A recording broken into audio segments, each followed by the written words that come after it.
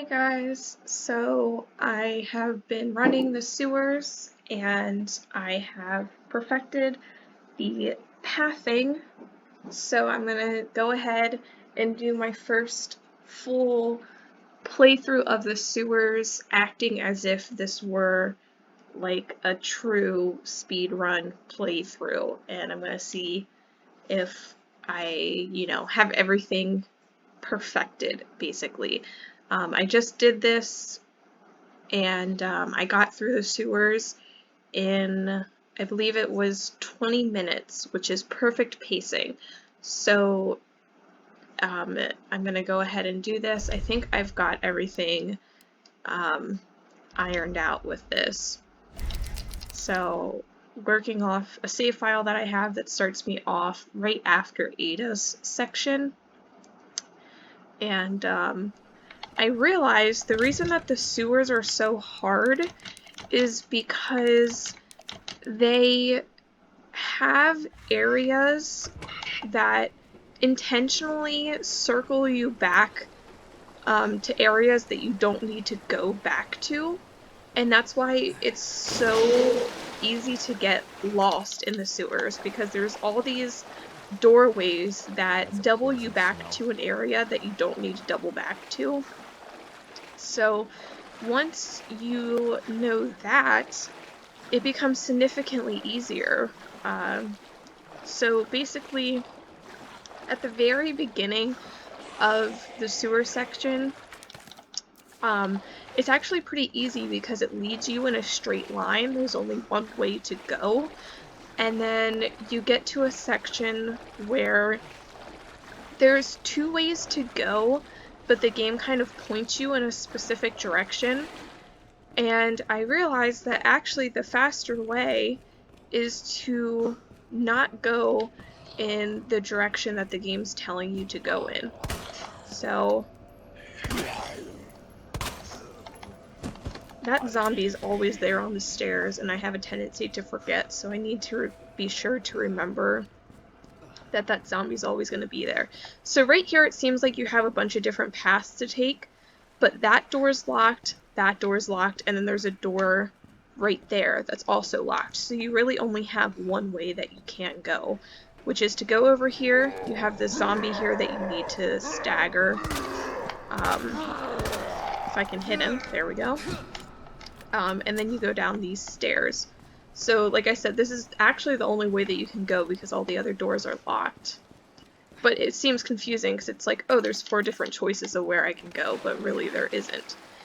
And then there's nothing down here, so you drop down right away. There aren't a whole lot of resources in the sewers, I found. So now there's a door here that's also closed, so you just go forward. Once again, there's only actually one way to go. There's going to be some gunpowder right here, and then you go down here. The G-Adult's going to grab you. You want to have grenades on you, and just let him grab you and use your grenade. And then when he drops you, you're going to be right next to the platform that you want to go up on. There it is. And you just keep going forward. Once again, you're still only have one way to go. Cable car. Interesting. Now I had to run the sewers. I think I probably ran them 4 times before I perfected the pathing that I knew the fastest way to go. Because it does get a little confusing at the one part. But once you know the path, it's actually very easy to get through this section because you don't have a lot of enemies, honestly. It seems like you do, but once you know the path to take and you're not doubling back unnecessarily, you actually don't have a lot of enemies in the sewer. A lot of the issue comes from the fact that it kind of encourages you to double back when you don't need to. So what I've been keeping on me in the sewers is shotgun ammo, Regular hand grenades, I'm leaving my flash grenades in here because I'm going to want those for the next boss fight. So I'm just keeping the regular grenades on me. And then I have been keeping a knife for counterattack in case I run out of grenades. And then a full stack heal. So I've only been keeping one heal on me because you collect a lot of herbs in the sewers. So in the sewers alone, you collect like 2 more full heals worth of herbs. So I only carry one on me because I'm going to collect more. So pick up the map just because it's right where we're going anyway. Now, I'm still being led in a straight line here. So far, with the pathing, I haven't had any choices as to which way to go because everything is a straight line. Now here, you can go this way and this way. You need to go left first because you need to pick up that lever or whatever they call it. Or the T-bar. The T-bar. That's what it is. You need to pick that up first, which is going to be right here. And then you're going to go through the door that's over here. First, I'm going to go to that safe that's back there that has the shotgun part in it. I would advise picking it up. It doesn't make the shotgun take up any more space. It just makes it more powerful, which is going to be very helpful for going through this section, which I'll show you what I mean by that when we get to the part. Because there's one section that you can use the shotgun to headshot the zombies, which is another thing that I've noticed. In the sewer section specifically, you can use your shotgun to perma down all of the zombies. You can headshot them. So right here is the first example of that. There's 3 zombies down here that you want to headshot with your shotgun. And see, he has immediate head explosion. And that happens with all of the zombies in the sewers. And you want to get this one too. So now they're all perma down. You don't have to worry about them because you're going to come back through this area. So this is the section I'm talking about. The game points you in this direction, right? It's telling you to go this way. But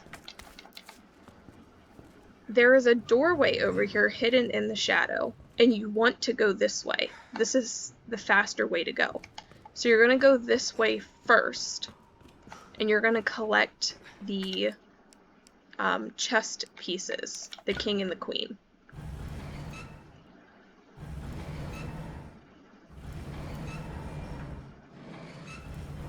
I remember the first time I played through this game, I could not find this doorway because it was hidden in the shadows like that. You literally can't see it unless you know that it's there. So you got the treatment room key there that you're going to pick up, and then you're going to come down here, and this is where you get the king and queen pieces. Now for this section, I would advise you want to learn the pathing so you can get through here fast. But you see that red light over there? That's the direction that you're heading in. That's where the door is that you need to go through.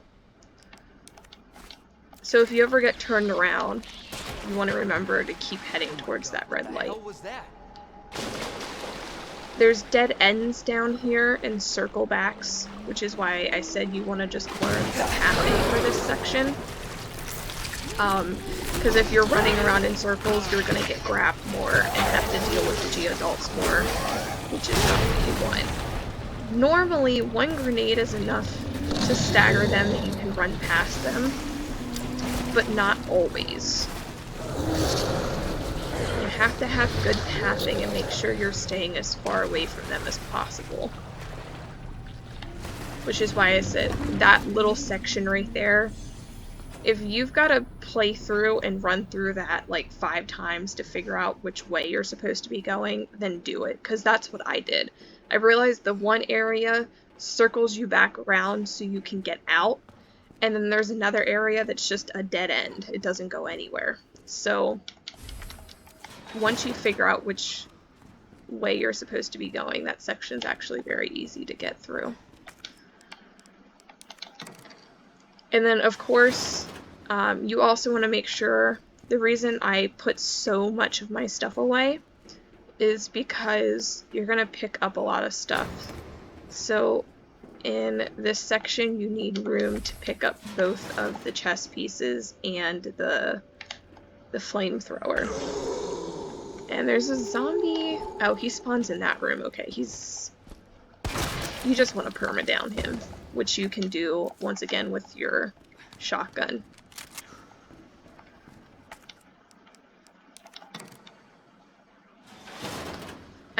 When I was coming through here, I kept ending up that I would run out of inventory spots, which is the main problem that I've had so far with running this, is that just like right now, I run out of inventory. I'm gonna go ahead and use that single herb. But if that happens, just drop whatever item you have that is the least valuable. You're likely to have something on you that doesn't have a huge amount of value, so.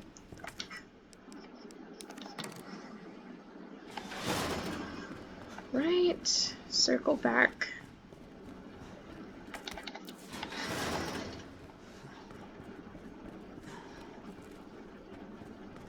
There is a blue herb up on this shelf, but I don't, or a red herb, I mean. But I don't have room to pick it up. And there isn't really anything that I want to drop for a red herb, since I actually have a lot of heals, but that is there. And if you have the space to pick it up, you should. But I don't. You get so much stuff in the sewer. It's hard to have enough room for everything. You do pick up a fanny pack, though, here very shortly. That gives you 2 more spots.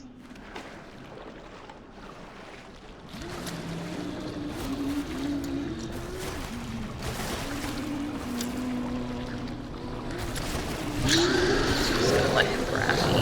Oh, nope, I got past him also. It's a straight shot to get out. Now there's gonna be one waiting for you by the ladder, but there's a trick to get around him. So he's right there. Go up on this platform. Wait, he's gonna go back in the water and then get back down. And you can get past him. And then the ladder to go back up is right here. Now you're gonna go back the way you came from. There's a door over here, but it's locked. You can only open it from the other side. So just go back the way you came.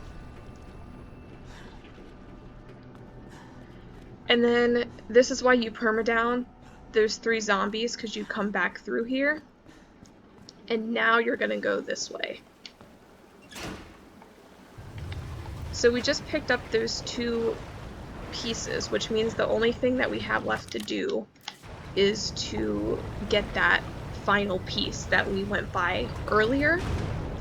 So opening that up circles you back to this area. And you want to go straight, and you want to come here to where this crank door was. Now, for me, I can't really remember how everything interlocks with each other, so it's easier for me to just remember the pathing and not think too much about how everything interconnects, because I just get confused. If you're the same way, that's fine. It works. I managed to do it, and I have no sense of direction. So don't be discouraged. Now, I like to just go ahead and shoot him while he's on the floor, because sometimes he gets up and sometimes he doesn't. But there's that other fanny pack that you can pick up. And then handgun ammo. And this brings you back to this area where the other piece is. So it's right there. There's going to be quite a few zombies, which once again you can down all of them with 1 shot of your shotgun. We're going to go ahead over here because we have the treatment facility key now. We're going to come in here and get the gunpowder that's in here, because that's going to make more shotgun rounds, which we used quite a few of them to get through here, so it's good to have some more. And then the other treatment room door is right over in the same area. It's going to be right over here. And like I said, there's quite a few zombies in this area. It's usually 3 or 4. So you're going to want to be prepared to deal with that when you come through that locked door. But like I said, just use your shotgun, one shot, and permadown all of them. Oh yeah, there's a locker. And then this is going to circle you back to that chest that has the magnum attachment. So I'm going to go ahead and go down and get that. I know some people, when they play through, they don't bother to go and get this, but it seems like it's good to pick up because it's going to make the magnum stronger, which will be good for the boss fights later. So it's not super far out of the way to go and get it. It might add like an extra minute to your time maybe, so why not just take that minute and go get it. And I didn't bring the badge with me. Dang it. So normally I carry the badge on me. I would pick it up at that chest earlier, and I completely forgot to pick it up. But if that happens, it takes longer, but you can come back up to the police station, and there's a chest up in the secret room. It takes longer, so that's why I normally just make sure to have the badge on me, but I completely forgot to get it. So you can come back to the chest that's up here. You don't need the T-bar anymore, so you can put that away. And put the magnum bullets away for now. And then I want the badge. Alright. Not ideal to have to circle back to that chest because it eats up a little bit too much time in my opinion, but it's not the end of the world. It probably adds an extra minute to your time, which if your run is that close that you're a minute or two is gonna be the is gonna, you know, make or break whether or not you get through it in time, then probably you're playing it a little too close and you're gonna want to cut your time anyway. Based on the pacing that I have right now, which I think I mentioned earlier, based on my pacing, I should get through here in, I think my completion time will likely be about 2 hours and 10 to 15 minutes, which you have 2.5 hours to finish. So I've got, you know, about 15 minutes to play with if, you know, my playthrough goes terribly wrong. But, you want a little bit of time to work with. You don't want to cut it too close. Now, once you go and get that, you're going to come pick up the piece. You don't want to forget that. And you're going to go back through this door. Or actually, no. I lied. So before that was the way I was going, and then I realized there's another way to go that, oh no. No, sorry, I'm confusing myself. You do go through this door, back through this door, and back down this way. It's once you get down here that I changed my course because I realized that going a different way was faster. So, ooh, my goodness, there we go. So when you come back out, here, so you go down, and I can see that he's waiting for me right there.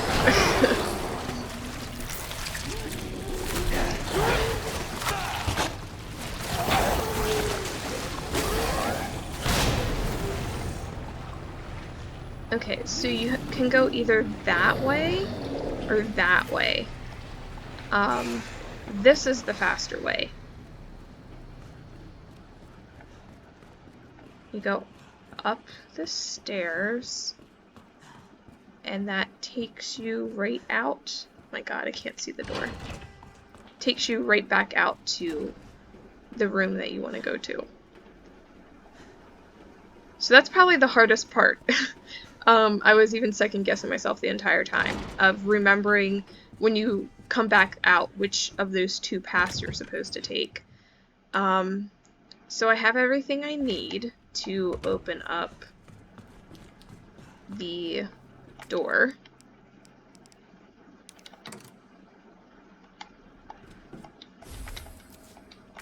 And then I would advise remembering what order these go in, because that's going to make it go a lot faster. I mean, really, if you're trying to speed run it, any sort of puzzles, you should know the solution to ahead of time.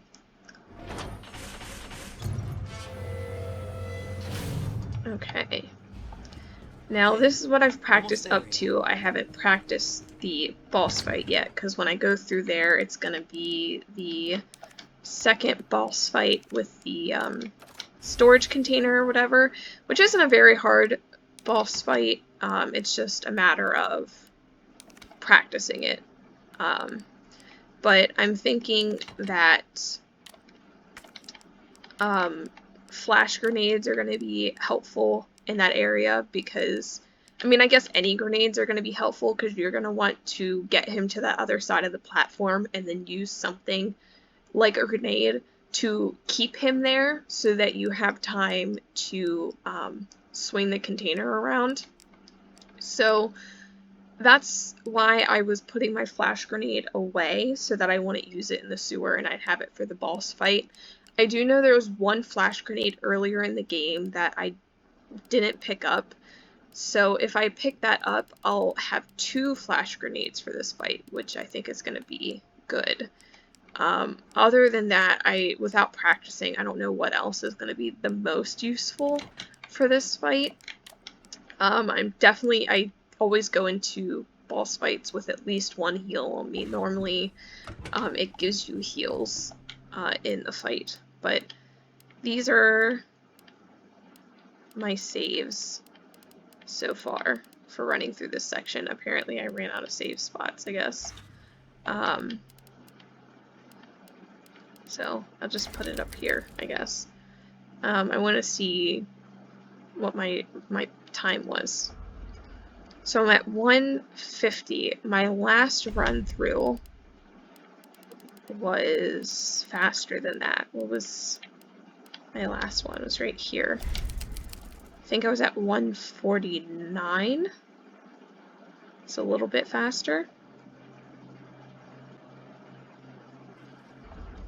Yeah, 149. So basically I'm getting through that section in 20 minutes. So then I just need to practice that short section with Ada, because Ada's section you can get through in about 5 minutes. So the sewer's beginning to end should take about 25 minutes to get through. So my pacing's on track for that. I didn't realize I had a limited amount of save spots. So I'm going to have to start saving over some of these old saves. But yeah, I usually when I'm studying a new section, each time I complete it, I'll make a separate save, which is why I have all these sewer saves. So each time I completed a run through of the sewer, I saved it in a separate file, just so I can go back and check my previous time and make sure that I'm improving my pacing. So if I go back through to look at, I think it's this one was my first time. It took me over an hour the first time I ran through the sewers to get through the entire thing, because I got lost and doubled back a bunch of times. Yeah, it was at 2 hours and 22 minutes, whereas I just completed it and I was at an hour and 50. So I improved my time by like a half hour. So I cut it in half just by learning which way I needed to go. So, so far, apart from needing to perfect Ada's little section to make sure I can consistently get through that, I'm on track with everything leading up to the second boss fight. So I'll practice the boss fight as its own section, and then I'll practice everything from the labs leading up to the third boss fight. So I'll practice the labs as its own section. And then once you get through the labs and you do that third boss fight, which the third boss fight is the hardest in the game, then after the third boss fight, I think everything from the third boss fight to the final boss fight is only about 20 minutes to get through to the end of the game. So I'm getting pretty close to the end of the game, honestly. I only have about a half hour left of the game to practice. So, yeah, if you're curious how hard it is, basically, to do this, like I said, that very first time I played through, I was stuck in the sewers for an hour, and then my second time through, I already improved a lot. So it takes 3 to 4 practices for each section, for me anyway. It takes 3 or 4 practices before I can get the pacing, the pathing down so that my pacing is good. Because the game does kind of lead you to where you're supposed to go. It's just a matter of, like I said, making sure you're not doubling back unnecessarily, because that's what is confusing about it. Just like in the police station, you can very easily spend over an hour in the police station because all the rooms are interconnected. So if you don't know where you're supposed to be going, it kind of confuses you by allowing you to double back to areas that you don't need to double back to, and the sewers are the exact same way. So once you know which areas you don't need to double back to, then it becomes very easy. So if someone like me, who has literally no sense of direction and can get lost very easily, I'm incapable of following directions to like drive somewhere. I just can't do it. So if I'm able to figure this out, then there's hope for literally anyone. So yeah, that is where I'm at now. I haven't done any full runs yet. I haven't even played the other runs. I've played through the game once.